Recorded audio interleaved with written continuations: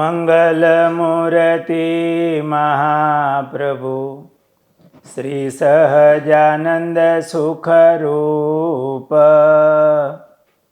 ભક્તિ ધર્મ સુત શ્રી હરિ સમરું સદાય અનુપ.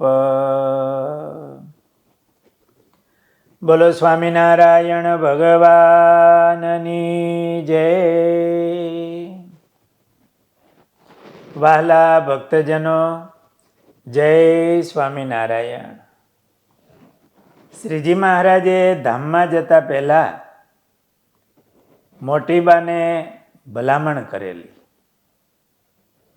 કે આ ગોપીનાથજી મહારાજની મૂર્તિની બાજુમાં અમારી હરિકૃષ્ણ મહારાજની મૂર્તિ પધરાવજો. આવી મહારાજે જીવુબાને આજ્ઞા કરેલી, ભલામણ કરેલી. કોઈ કારણોસર ઘણું મોડું થયું. શ્રીજી મહારાજ ધામમાં પધાર્યા, એમને 30 વર્ષના વાણા વહી ગયા.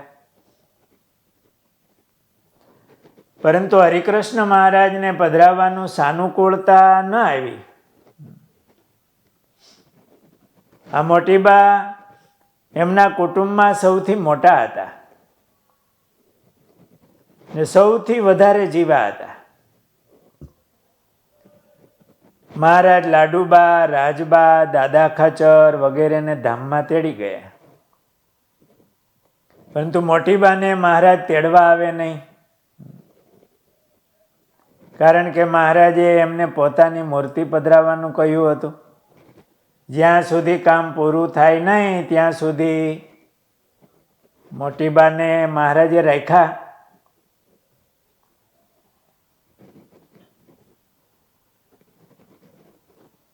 મહારાજની મૂર્તિ પધરાવવાની સાનુકૂળતા એવા ભાવથી નહોતી આવતી કે એક વિચાર એવો હોય સૌને કે આ ગોપીનાથજી મહારાજની મૂર્તિ મહારાજે પોતે પાસે બેસી નારાયણજીભાઈ મૂર્તિ બનાવતા હોય, મહારાજની ઊંચાઈ જેટલી જ ઊંચાઈ, એક એક અંગના માપ લઈ અને મહારાજ જેવી જો આ સ્વરૂપ બનાવ્યું ને વળી મહારાજે પોતાને હાથે પધરાવ્યા છે. એ મહારાજનું સ્વરૂપ છે તો હવે બીજા સ્વરૂપની શું જરૂર છે? એવું ઘણાનું કહેવાનું થતું હતું. વળી પાછું એ સમય, ત્યાંનો ખર્ચો ક્યાંથી કાઢશું, પૈસા કોણ દેવાના છો વગેરે થતું હોય વાતો. એટલે ઘણા વર્ષો ગયા. પછી એક દિવસ મોટીબાને મહારાજે દર્શન દઈને કીધું કે આ અમારી મૂર્તિ પધરાવવાની ઈચ્છા બોટાદના શિવલાલભાઈ દ્વારા પૂરી થશે. મોટીબાની પણ ઈચ્છા હતી, પણ સૌ સાથે મળીને નક્કી કરે ત્યારે થાય. મહારાજે દર્શન દઈને કીધું કે બોટાદના શિવલાલભાઈને કહેજો કે અમારી આજ્ઞા છે, એ વાત એમને જણાવો. એટલે મોટીબાએ શિવલાલ શેઠને બોટાદથી બોલાવ્યા. શિવલાલ શેઠ આવ્યા ગઢપુર. જીવુબાઈએ બધી વાત કરી કે મહારાજે મને ધામમાં જતા પહેલા ભલામણ કરેલી અને મહારાજે મને અત્યારે દર્શન દઈને કીધું છે કે શિવલાલ શેઠને કહેજો અને તમારે આ કરવાનું છે. શિવલાલ શેઠ બુદ્ધિશાળી હતા, પ્રતિષ્ઠિત હતા.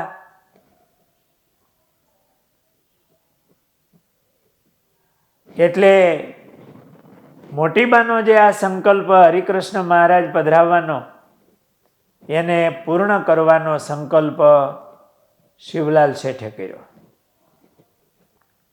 આ બાબતે બધાને ભેગા કરી એક સભા કરવાનું પણ મનમાં નક્કી કર્યું. અને પછી સમૈયા ઉપર ગઢપુરમાં વડતાલ જુનાગઢના મોટેરા સંતોને બોલાવ્યા ને આચાર્ય મહારાજ શ્રી પણ પધાર્યા હતા. એ વખતે ગુણાતીતાનંદ સ્વામી પણ ત્યાં હાજર હતા. શિવલાલ શેઠે સભામાં વાત કરી કે મોટીબાની ઈચ્છા અહીં હરિકૃષ્ણ મહારાજ પધરાવવાની છે, અને એ પણ શ્રીજી મહારાજની ઈચ્છા છે કે શ્રીજી મહારાજે મોટીબાને ભલામણ કરેલી છે. માટે આ મોટીબાની પોતાની ઈચ્છા નથી, તો શ્રીજી મહારાજની આજ્ઞા છે. માટે એ કામ આપણે કરવું જોઈએ. ને હવે મોટીબાની ઉંમર પણ ઘણી થઈ ગઈ છે, માટે એનો સંકલ્પ પૂર્ણ કરવો. બીજું, આ મૂર્તિનો જે ખર્ચ થાય તે એ બનાવવામાં તથા પ્રતિષ્ઠા મહોત્સવનો જે ખર્ચ થશે તે હું કરીશ સેવા, અને એ બધી જવાબદારી લેવા હું તૈયાર છું. આપ સૌ રાજી થઈને આ કાર્ય કરવાની સંમતિ આપો. આવી શેઠની વાત સાંભળી અને બધાને એમ થયું કે ના, મોટીબાનો સંકલ્પ પૂર્ણ થાય અને મહારાજની પણ આજ્ઞા છે, માટે આપણે હરિકૃષ્ણ મહારાજ પધરાવીએ એવું નક્કી થયું. બધા માન્ય રાખ્યું.